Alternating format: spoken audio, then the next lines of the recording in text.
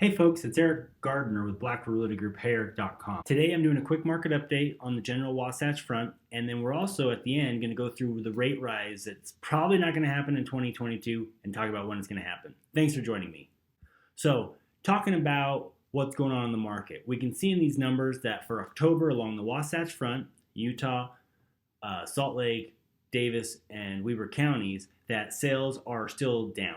Partly because of supply issues. The demand's still there, but we're down 22% from 4,023 to 3,141. List price, also like last month, it's trending up. It's 27% higher from $365,000 to $465,000 on the median across the Wasatch Front. Sold price up 26%. So from $369,000 to $465,000. So this limited supply, higher demand because of interest rates, we're seeing this huge appreciation in the market right now. Days on market is up just a little bit from 7 to 9 days. Very, very similar. So what's causing this? It's the interest rates. Interest rates are still low. Supply is still low. Demand's tapered off a little bit since the busy summer season, but demand is still there. With one of my listings right now, we have 3 offers. One of them is going nuts to get this house. So the buyers still want the houses. The rates are still good, so buying power is there. So let's discuss rates real quick. If we jump over to here, we got what the Fed is thinking about in 2023. So originally they were talking about 2 rate increases in 2022. But now we look at this article on Reuters, the Federal Reserve will wait until 2023 before raising interest rates, according to a majority of economists in Reuters poll, who nonetheless said the greater risk of the U.S. economy was persistently higher inflation, which we're all seeing, whether it's at the gas pump, at the grocery store. So everyone's worried about this inflation over the coming years. And one way to combat that is to increase rates.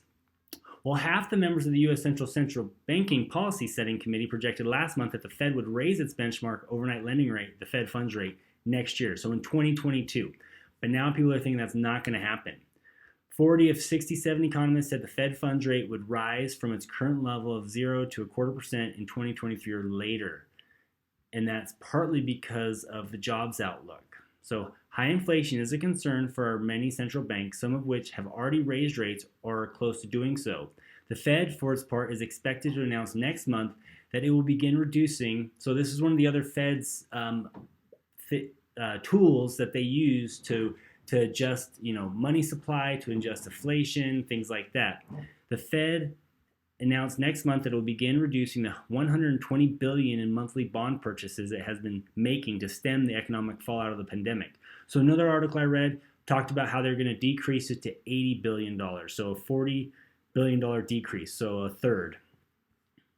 Unfortunately, we doubt supply chain issues and labor market shortages will be resolved quickly, so inflation will remain elevated through 2022. Given this situation, we expect interest rates rises in September and December of next year. So this guy still kind of thinks late 2022. Other people think early 2023. So we have these competing interests of if we raise rates too fast, raising rates will help decrease inflation. But will it affect the growth of the economy and what's going on in the economy by stimulating spending, things like that? So that's the age-old question. So let's look at the Fed funds rate, since We look over here, this is the Great Recession, this big gray area. So that they dropped rates drastically to near zero levels. And to me, in my opinion, they took too long to raise them. They didn't start raising them until, late 2015. And they slowly crept up, so the Fed funds rate crept up to about 2.4%. And then as the pandemic hit, they dropped back down to near zero rates. So they're staying there still.